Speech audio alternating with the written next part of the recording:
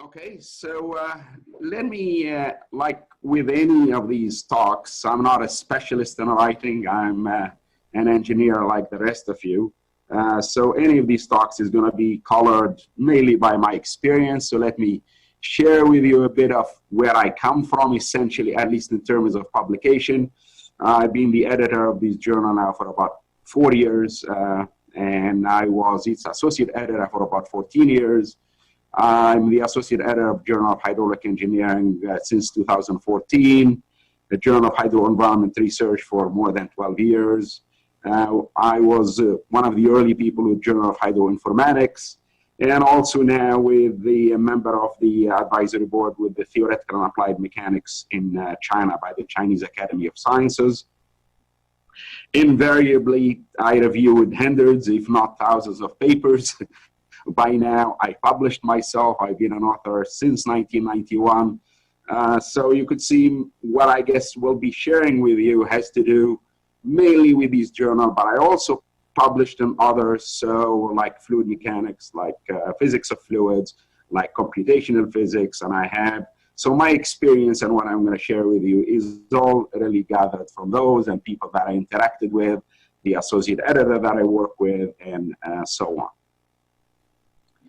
So now here's the overview, is why write, what are the basic requirements for excellence, before what you do, before you write. Then I will go what you should know, what are the elements and content of a technical note, and I'll try to share with you for those novices what should go into each one of those. After you finish your first draft, what you should do, what you should do before you submit, how you should react after you get your reviews, especially if they are negative. Purpose of serving as a reviewer. This is also, we can't get this system working unless we have reviewers. You send your work to be reviewed, and therefore you should expect to be reviewers as well. What are the things, at least, that I noticed that you should never do? Some people do it, but you should never do. Then it's not really, I'm not selling GHR, I'm not selling any of these, I'll just say a few words. In fact, I have only 2 slides about GHR itself. And I like to finish, I added this just today, future prospects. From where I can sit now, from the publication, from the papers we receive, I can try to share with you what I think the future will be. And in my view, it's bright for those who are working in the field. And I'll finish why IAHR, why this family, and at least I can tell you a bit of my own experience of IAHR. Let me start why and when to write. Why do we write? I think this is, frankly, my experience as editor, associate editor with many of these journals, is that it tends to be forgotten. Unfortunately, I find more and more that people write because they want to improve their CV. People write, they say, because I need it for my PhD. Of course, all of those are there. But you have to remember, your reviewers, your readers don't care about that. They care about what you have in terms of new knowledge. So what you should be thinking when writing, you need to enlighten your reader. The reader, you need to think of your reader. Your reviewer is going to be a reader. After it's published, it's your readers who is going to evaluate. It's the readers who are going to decide whether to read your paper referenced or not. And why would the reader read it? Well, they read it to look for something that helps them, something of value to them, something new and novel. So this tends to be, we have many times, we send back papers because people just write. They don't really focus and tease this out very early on. What is my new and novel ideas? Why should the reader care? I do appreciate, again, that you have other demands, but if you write for the reader, if you have novel ideas, it will automatically take care of your CV. It will automatically publish and help you with your PhD. Although I have my own thoughts about that. I honestly don't have lots of,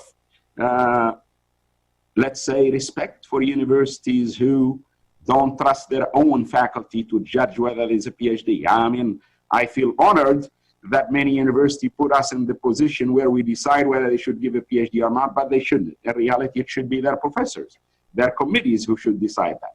In any case, but that's my own thoughts.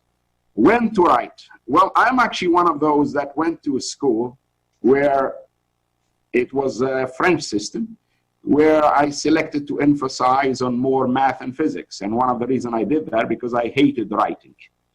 The other thing I need to tell you about me, it's actually, I'm amazed that I'm giving even this talk, is I hated writing. English is my third language. So again, to those people who say, well, you can't push me, I can't write, English is not my first, well, it's neither it is mine. So, and I think we can all get there. Scientific writing, and we're not asking you to write novels, we're asking you to write papers. But let's go through it as early as possible. When to write, of course, as early as possible. I avoided in high school. Luckily, I went to university in Canada, University of Toronto, and first year, I had 2 classes where I had to write heavily. I didn't like it. I was complaining like hell. I am an engineer. I only need equation. Why do I need it? And in fact, it only got more.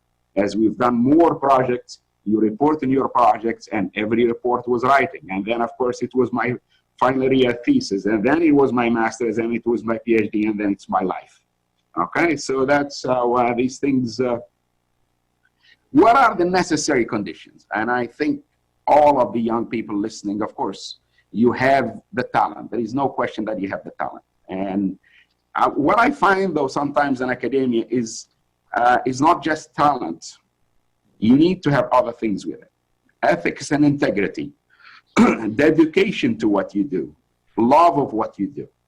And if those come together, you have an excellent future. And I'm not talking about just in engineering.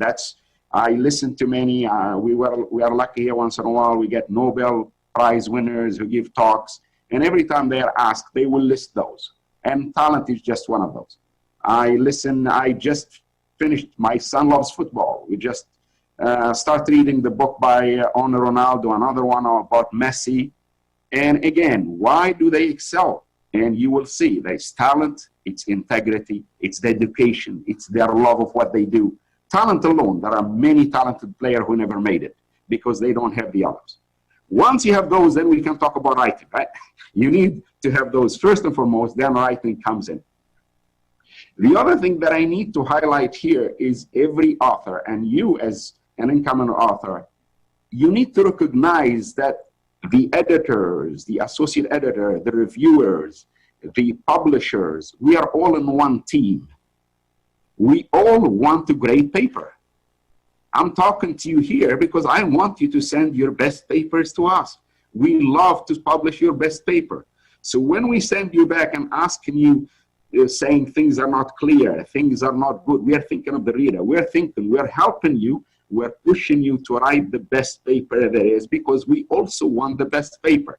We are not against you, we're a team, and I hope you can see it that way. Maybe we don't phrase it, of course, and you see it. We are not against you. We are working with you. So please see it. We want papers. Without you, our journal will not survive at all. Right? I wouldn't be talking. So we want papers, but all of us, you included, want the best paper. And that's what our aim is. Writing is research. Now, as I said, I'm told to speak slower, so I'll slow it down a little bit. Writing is research. And I'm now trying to write a book. And I'm undergraduate book. And I thought I knew fluid mechanics. And I start to write to explain to others. And suddenly I realize there are things that I really need to think deeper about. I'm reading lots of physics books. I'm reading lots of introductory books. When you write, suddenly you find that there are things you don't really know well yet. And that's when you go back. So it's really one of those iterative process. So start earlier on. If you're early now in your research, read papers, start to write, start to summarize. Now, again, this is a quote that I got from Dirk Main. He says, the value of a paper is determined by the gain in knowledge or insight it provides to its readers. Again, so you see the repetitive. It's the novelty. It's the new insights that you're providing to the reader. So think again to the reader. You're not writing for yourself. You're writing to the reader. So it's a good test. Give your paper to a reader and say, because sometimes I write something and I think it's there, the reader say, I didn't find it. And believe me, I had paper rejected. Many of them, especially earlier on in my career, where I think it was there, but they said it was not there. I thought I explained something. It's not clear. Okay? We need to be thinking of your readers. Why are many papers rejected? Personally, of the papers we get, we tend to reject about 50 papers without even sending them out to the associate editors. So I get them, I look at them, they get sent back to you. Why? Mainly, lots of them are poorly and carelessly written. It just, anything goes. I have papers where people misspelled even their own name. I can spot that. The, mistakes in the first sentence, it's a mess. Figures are not legible. Equations, half are missing. There are no equations. It's just there is not even equal sign in it. And it's called an equation and so on.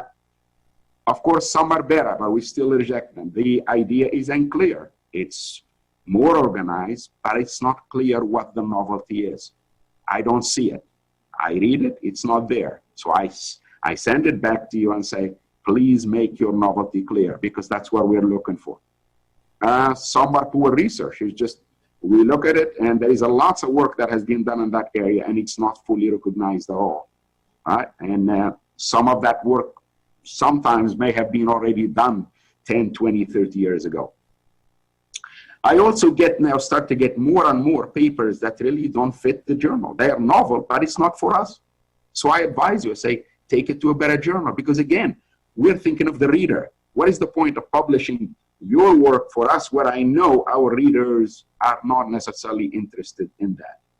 Okay, you want to publish your paper in a place where it's read, right?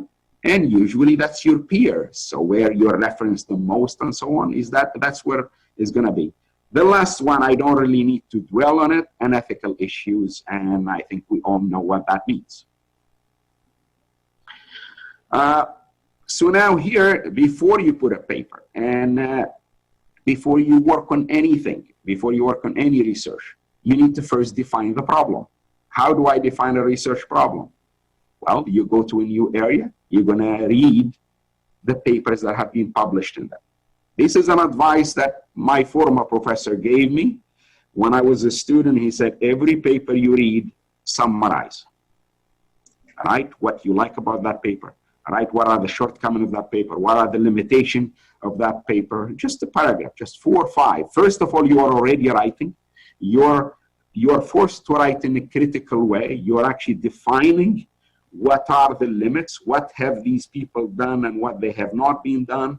And if you read already 20, 30 papers, you already start to find gaps, common gaps.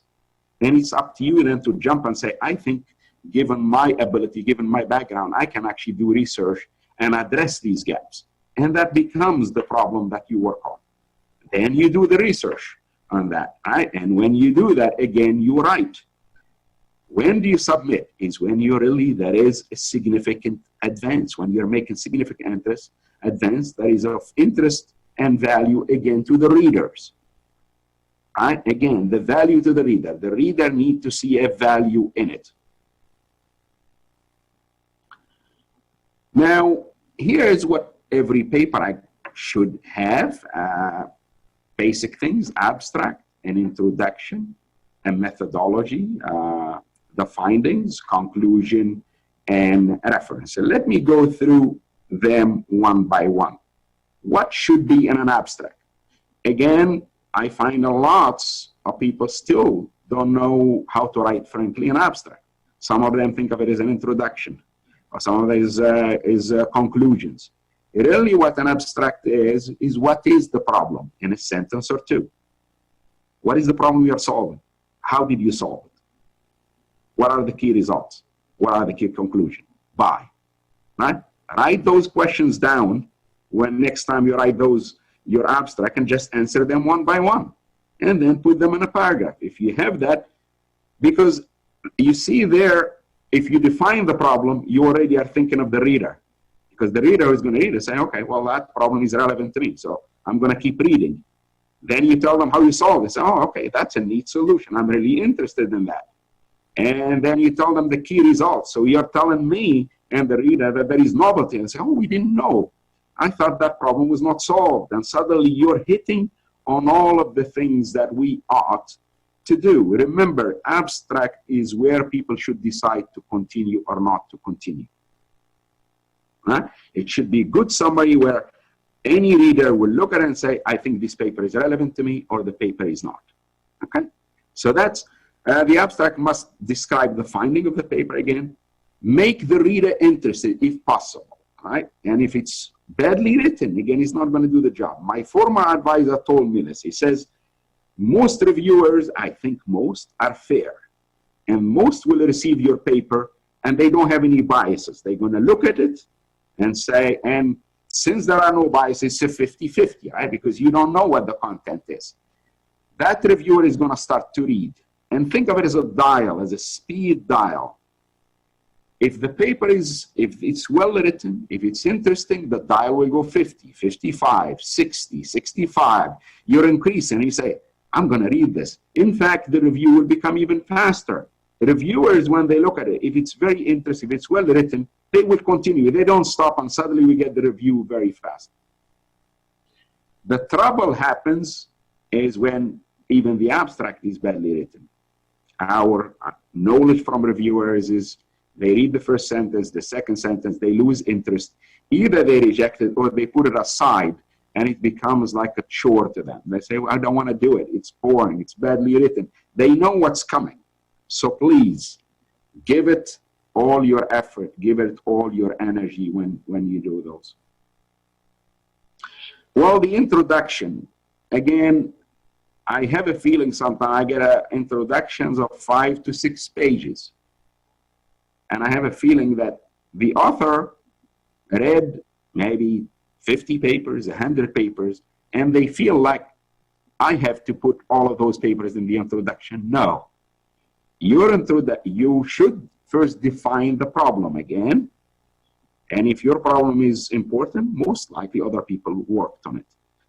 But you already decided on what is the gap. So you should select the paper that actually you say this problem has been worked on, these people solved this experimentally or theoretically in a certain manner, but all of them neglected this phenomena, all of them did not account for these mechanism, and I'm here to account for it. So your conclusion, your summary should really be leading the reader. You should be guiding the reader to essentially conclude before they even read that there is a problem to be solved. If you've done that, then nobody will question it. They will say, okay, yeah, I guess there is a gap. There is a problem to be solved. Okay? So please, again, the whole idea is to motivate. The introduction motivated why you've done this research. Right? The main body. Here's where you go back and say, okay, well, let me now, in a page or half a page, clearly define what I'm really trying to solve. What am I trying to relax? And you need to clearly define your solution, your methodology, your results. Here is where we are asking for rigor. Here is where we need to see a careful scientist. If you've done experiments, we need to see that you are careful about the experimental facility. You know the limitation of each device you're using. You actually have a good reason why you selected a certain measurement device over others. If you're doing theoretical, again, that you know the limitation of each theory you're using, that you're speaking about it in a very careful way. So rigor has to ooze through and through. I see papers where people use data to fit the parameters, but no validation. If you don't validate, then you just overfit that model. You're not really testing the model. Remember, science is about extrapolating knowledge. Science is about applying something where we never applied it before. Here, validation is basically an attempt to that. Say, with these parameters, see, I can apply it to a data that I did not fitted to. Science would not mean anything if we only interpolate. Science only means if we extrapolate. And Newton doesn't know. I'm sure many of the applications we use today, Newton had no idea that we're going to be using his equation for it. That's what science is for. And sometimes maybe we go too far and we self-correct. We find it doesn't apply, right? But you need to validate, calibrate, validate. I get numerical papers where somebody just say, okay, well, nobody seems to have applied this numerical scheme to this problem, so let me apply it. But they don't do any conversion studies. They never tell us about the accuracy. They never tell us about the efficiency. Worse is they don't compare. It's not a research paper to just solve the problem in a different way. You need to show me that your way is actually advantageous, more efficient, less computational time, less resources. It's not because, okay, I sat down and coded something else. Okay, that's the start of research, but it's not the end of research. Worse is we get papers where they take a software available, lots of it is available free these days. They apply it to solve a problem, and they say, okay, I've done lots of work. I've done lots of calculation. Sorry, that's just the beginning. You need to take, where do we publish that work? If you actually are able to maybe discover a new mechanism by using that software, something we didn't see before. You know, you created knowledge with it, but it's not because you solved 10 or 15 practical problems. That's a good consulting job, but it's not a good research paper. Not at least if you are, you know, in GHR or Journal of Fluid Mechanics and so on. Results, again, I find that these tends to be weak in a lots of papers. There is more reporting of results. There is less of explaining results. Worse is, you know, people will plot a graph and you say, okay, there's a Y, there is an X, and when X increases, Y increases. We know how to read. We are actually, our mind is saying Y. Why is Y increasing with X? That's where you and your insight need to come in. We are actually, because we don't know, supposedly if it's in new results, we don't know what that behavior. And you're trying to explain to us why it behaves, why it makes sense, why it is expected, or maybe why it was not expected, but now you managed to find a mechanism that we didn't know about that explains it. Now, do not sell. Try to avoid phrases such as excellent agreement. Just tell me what it is. Use a norm. When you're comparing data with models, just say the agreement is within 5% or within 10%. Let the reader decide whether that's excellent or not. It could be excellent for some application. It may not be excellent for others. Okay, so again, I prefer that you let the reader to be the judge of that. Your conclusions should summarize your key finding again. Make the importance of the results clear. Again, you're reminding me what's novel here, what's new, why we should publish your paper. If the work, it's always good to also tell us where you're heading next with this. Right? It's also, frankly, a self-defense, because there is a tendency from us or even from reviewers say, why don't you do this? Why didn't you look into this? But at least if we see it, and if you already are saying, I'm already working on this, I'm aware that I need to do this, then that we tend to be much easier on you, right? But if you, so it's good to always mention, but avoid speculation. Avoid wild speculation that this, what I've done here will solve the world's problems or whatever. Take the steps, a step at a time. Referencing, I mean, again, give credit to whomever credit is due. There is a tendency, again, because of citations and so on, that people start to push, you know, references that don't belong there. Please avoid that. That's not good. In fact, it's almost touching on being unethical, etc. So, but reference those that you really used, those that you read from, those that you based your work on. Now, you finished the first draft. I feel that many of the 50% that I reject are just finished the first draft and they throw it at us. And that's bad strategy. It's not good for your name. It's not good for your institution name. And frankly, it's not good in terms of time. If your idea was to gain time, because each review will take some time, and then we reject it, so you wasted all of that time.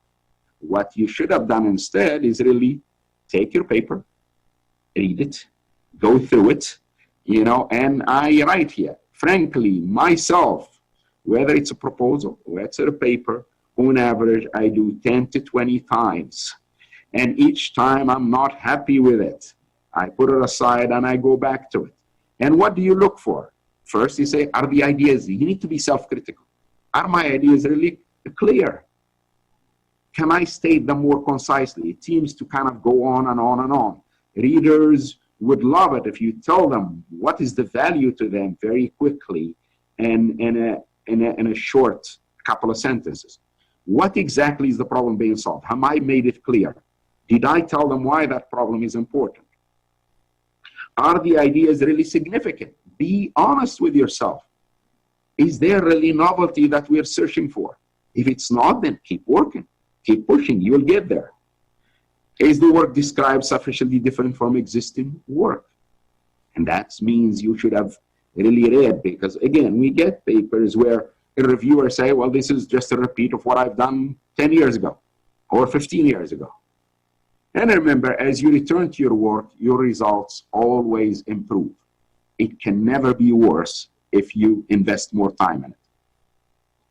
Now, I know that, and I promised the IHR that they can actually give you this PowerPoint. So here is a list of the basic things, right? It's like a checklist. Check all the symbols, check all the reference, check your figures, and so on. So I'm not really going to go through them one by one, but they are listed. I'll skip through them. Do the spell check, please do. You're not forgiven these days. In the old days, we didn't have the spell check, okay, but now everybody can spell check. Okay, so just run it. Here again, select the journal appropriately.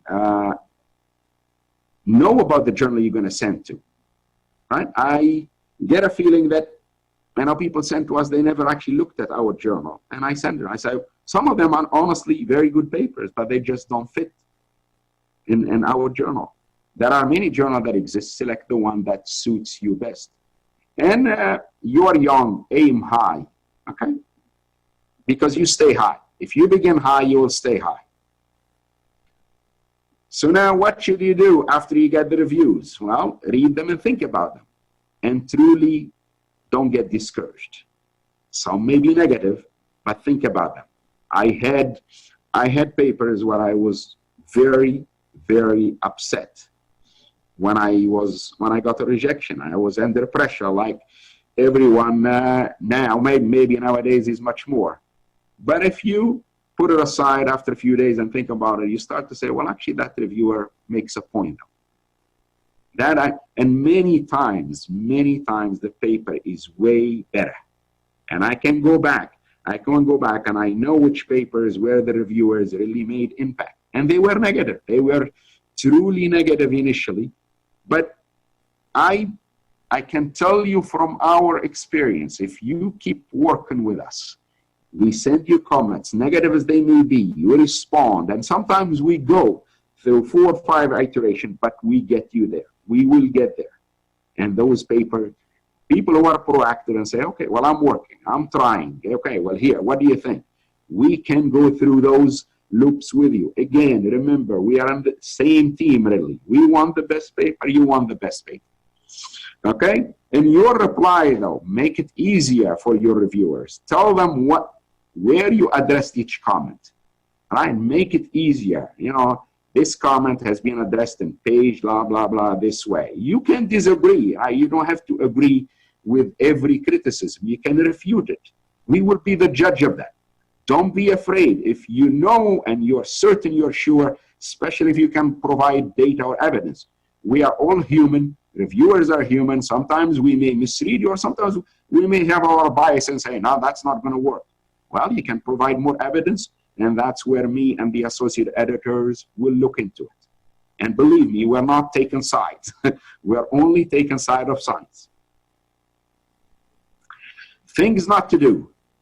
Right, to simply publish and beef up my CV and do this. No, it's not. It's not even satisfying. I wouldn't do it. I wouldn't do this work, and I wouldn't be in academia if that's what it is done. But do not be intimidated by reviewers. But at the same time, don't attack reviewers. I have emails where suddenly it turns into attack. Rather than thinking about, they think that these people have something for them. Well, in reality, I know they don't. I know actually the people, and I know them. Sometimes they are the best of friends, and they think highly of themselves. They just, when I reject your paper, does not mean I think lowly of you. That paper, I don't really agree with it. So please take it that way. There is a tendency, I find, that people simply go to another. Because I'm involved, and many of my associate editors are involved with many journals, we reject it here. Next week, it gets submitted somewhere else. It's not shopping, right?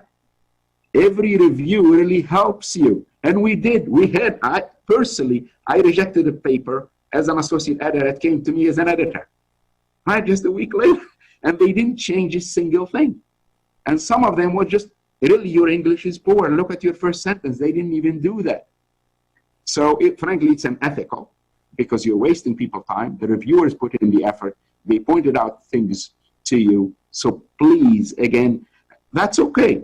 At least learn from them and send to another journal. That's okay. I mean, fine. You say, I don't really want to continue with this. I decide to change my mind. Nobody's going to stop you.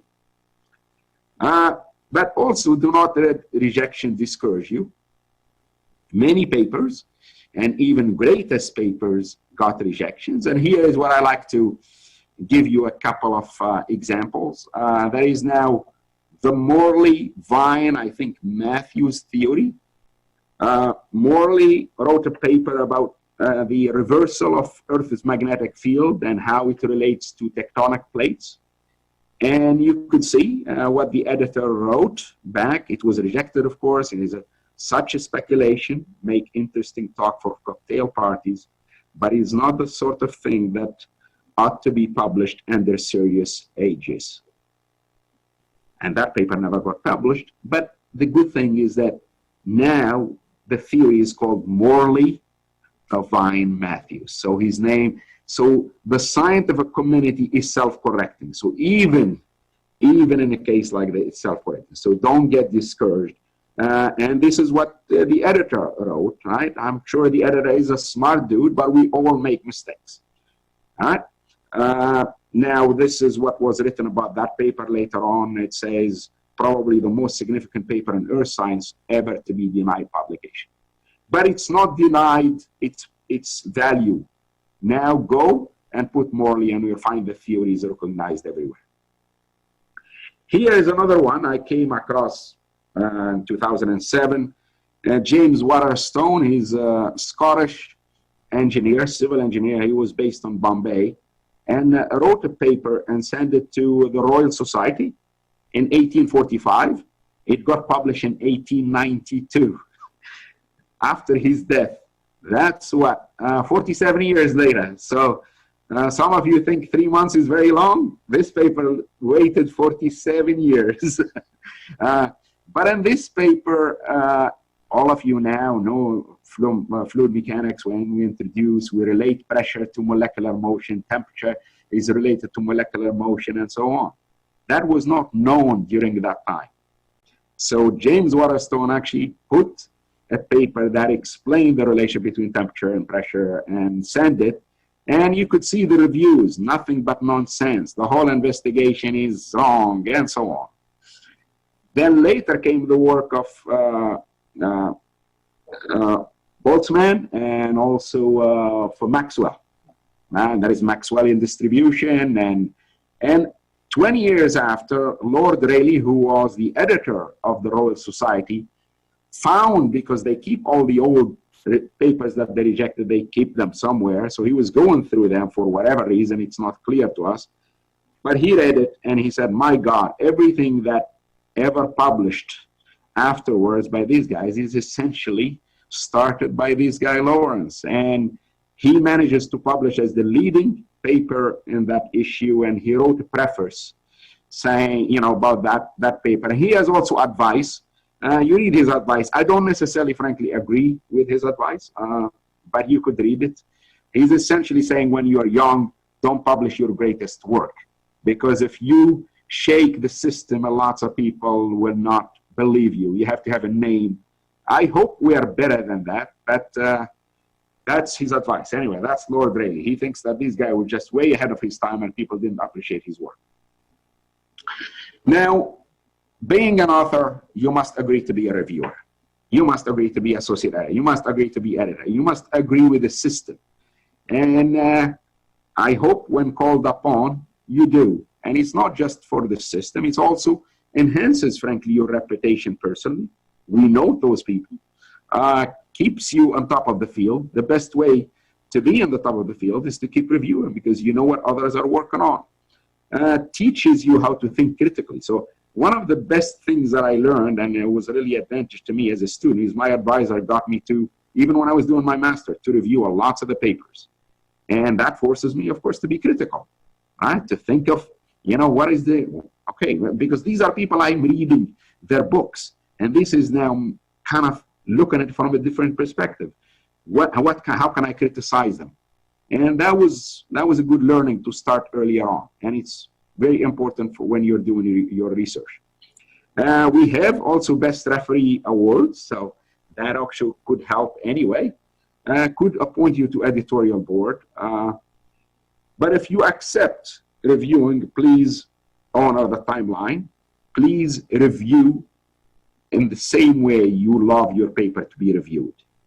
If you want, when we send it, we always want really good comments. We want things that will help us improve. Do the same to others, right? Could change the paper in a totally different way. And here, again, I have another story. I could share it with you. It's about Albert Einstein, okay? And but let me say that no referee, no publications. So we need to be all in this game. But what happened here, and this is the importance of reviewers. A paper came out a few years ago about Albert Einstein. He first wrote a paper on gravitational field. And in that paper, that he first wrote and submitted, that's his first paper he submitted to physical reviews. And that was, I think, in 1936. The editor of the physical reviews, of course, sent it out to reviewers. The reviewer sent back and said, this is wrong. Something is totally wrong with this paper. And in that paper, actually, Einstein was saying gravitational fields do not exist.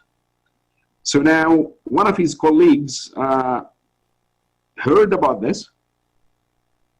He managed to have a meeting with one of the assistants of Albert Einstein, and he talked to him. He said, what are you guys working on? We are working on this, you know, as a chat. And he was really leading him on. And the idea was to convince him at the end that something was seriously wrong with it. And that assistant went back to Einstein and explained to him that I met Professor X, and he told me that something is wrong with the paper. And apparently Albert immediately said, you know what, I also discovered that something was wrong with it. But at the same time, though, Albert did not want to send it back to physical reviews. And he refused to publish any of his work until the end of his life because he didn't like that strong criticism. But again, here is the greatest, one of the greatest people that did get strong reviews from people who said something is wrong with your paper. And he corrected it. And now he has the right version. If he let that paper go, we would have been now talking about one of the failures of Albert Einstein rather than one of his successes. Now let me say a couple of words about Journal of Hydraulic Research. This is what it used to look like in its first issue. We have all the issues online. It's established in 1963, one of the oldest fluids journals. It's the flagship of our IHR. One of the leading journals in the field of hydraulics and fluid mechanics. Its focus is fundamental research that underpins hydraulic practice. So please notice there the fundamental, whether it's experimental or theoretical or numerical, but we need to be seeking fundamental understanding. That's what we are after. A peer-reviewed journal that is included in most databases. More specific, we focus on papers that have theoretical, experimental, or computational aspects of fluid mechanics. We have a good balance among this topic. It's truly an international journal. And as I mentioned earlier, it has back issues available all the way to volume 1. This is our editorial board. That's my name there. With under it is Moaz Louetti and George Grigoropoulos, both of which are here. One of the associate, at least one of them, Joe Aberley, is here with us, and you see him there on the screen, and he might say a few things a bit later, but there may be others just following. If they are, I would love if they want to share anything they want with the audience as well. But I wanted to finish, because this is for Young, what is the outlook in terms of hydraulic research? And why am I speaking about it? Because I guess now I got to a point where I read almost every paper, at least, well, all the papers that have been published in the last 4 years in our journal. I tended to read more, of course, paper related to my own work, but now I see all the other papers. And I don't know how many people will dispute this. I basically plotted here progress versus investment. And the dashed line here, this dashed line here shows that there is an asymptote, there is a limit. I truly believe a lot of the work that is being done now in hydraulics and fluid mechanics is not what you consider pioneering. My pioneering work has been done a while ago, and we are pretty much masters. Now we are at the masters, and we are essentially doing incremental work. And I see a lot of the papers we receive and lots of the paper we review for fluid mechanics is people relaxing one parameter, relax another parameter. People looking at scour and say, somebody looked at two columns, I'm going to put a third column, and so on. And I think we're getting to a point where the investment in terms of effort, in terms of money, in terms of time, is really, you need a lot to basically get to the next increment. I believe, though, you, the future guys, have a bright outlook, because now with the ability of the sensors giving you so much data, and if you go back and focus on your fundamentals, the combination of fundamentals and data, there is a lot of things we still don't know about sediment transport. I'm not in the field, but I know, because you have an interacting sediments interacting with the fluid, both of which are nonlinear. There is turbulence. But nowadays, we have data, we have computational tools, we have a lot of the resources that we could really go on beyond the pure and empirical to look at the physics, to look at the underlying physics behind it. So I believe where you are, you could really be the pioneers of the next wave, right? And when you do that, the limits, you're going to stretch the limit of what we have been touching on. You have a bright future. There is a lot of resources out there, but I see a lot of papers where people are abandoning the physics and just using the data to fit models to data. That's not very useful for fluid mechanics. Fluid mechanics have a lot of transitions point, and what you fit can only work within a certain range, and you'll miss it. Imagine fitting data for a laminar model, and then you apply it unknowingly to a turbulent regime. Nothing would work. So you need physics to back it up. The combination of both, you have a great future. I know the Vice President of IAHR is with us, but let me here tell you, and I encourage, I think you are on the right family. I truly mean it. I truly mean it, and I mean it I'll give you, I'm originally from Tunisia, studied and finished high school in Tunisia, then went to Canada and studied there, made my career here in Hong Kong. I'm the editor of this journal. I don't really think you could think of many other journals where that could happen, where truly an international body where everybody is given an opportunity. I think some of you that I'm talking to you, I'm sure met the president and the vice president, the executive committee in conferences. We are all friends. There is no hierarchy. I'm certain if you wanted any one of us of them to say, can we have a drink? And I've seen them doing that. Of course, you know, it's a family. It's a family that values those who contribute and those who want to contribute. And we all just, nobody's doing it for money. Pretty much everybody's doing all of this for free, but they care about it. They care about because it served us well. I appreciate very much all the editors and all the people who published and worked. We learned a lot from them. We hope we can continue. And when we see people who are ready to do that, we are ready to encourage. So it's open for all people, and it really international means international. It has an office in Beijing. It has another one in Madrid. Right? We are truly doing what we are preaching. So I'm a member of other society, but and I didn't. My first conference was actually in '99 in Graz. It was about 7 years after I finished my PhD, but I never really missed it afterwards because I thought, yeah, these people are really serious about what they do, and it's a fun group to be with as well. So with that, I'd like to close here, and I know Joe is there, and Joe might want to add a few things, and I know our guys are writing down some questions for us. In case there are lots, we may not end up addressing them all today. We may actually have another video where we can address the remaining questions. So, but Joe, anything you would like to add?